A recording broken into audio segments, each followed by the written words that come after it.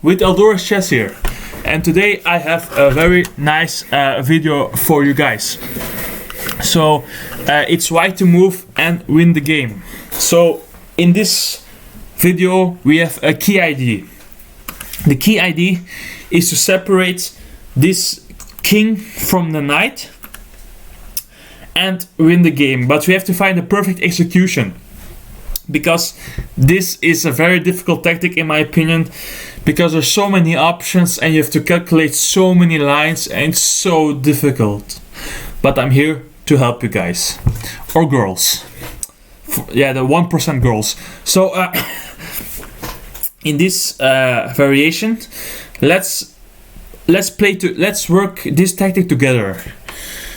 So we cannot play pawn b3 because we just have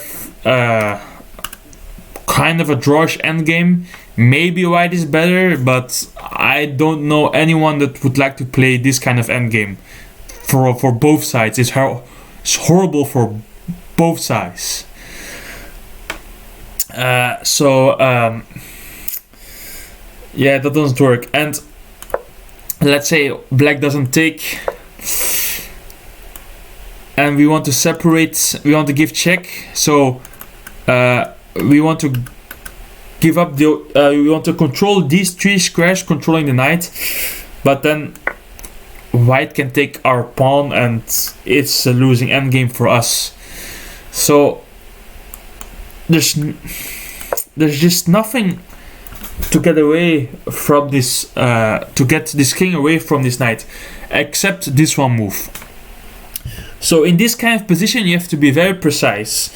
We can see these squares are not for the black king, and the black king has actually two squares where he protects his own knight, and as a chess player you don't want your piece to be protected by a king. Maybe a pawn, but not a king, because that means you lack coordination. A king should be placed somewhere in the middle of the board, next to a backward pawn of the opponent, or somewhere else.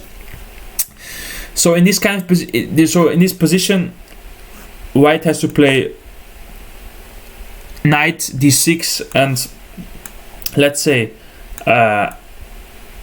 black goes here, then he pushes pawn, and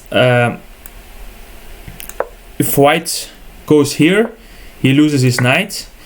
If white takes, he loses his knight with check, and we have two pawns instead of the other endgame where we had not a pawn here. So one pawn makes a lot of difference in this kind of endgame. I'm 100% sure. So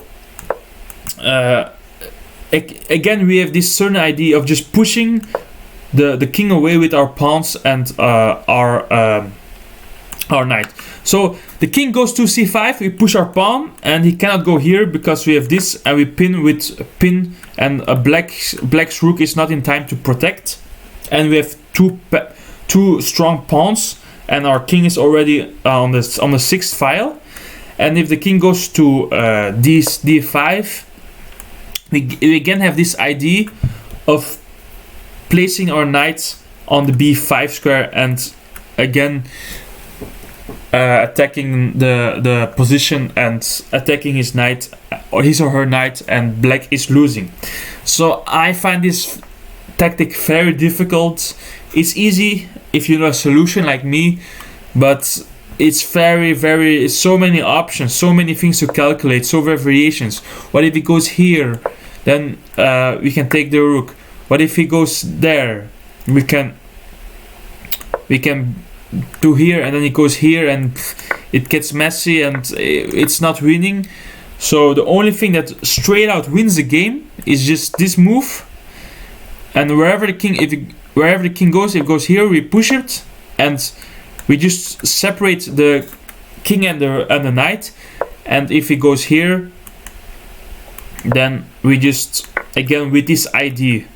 And in both cases, this idea is important, that we always have this double attack on the with the pin. So I hope you enjoyed the video, and for later, alligator,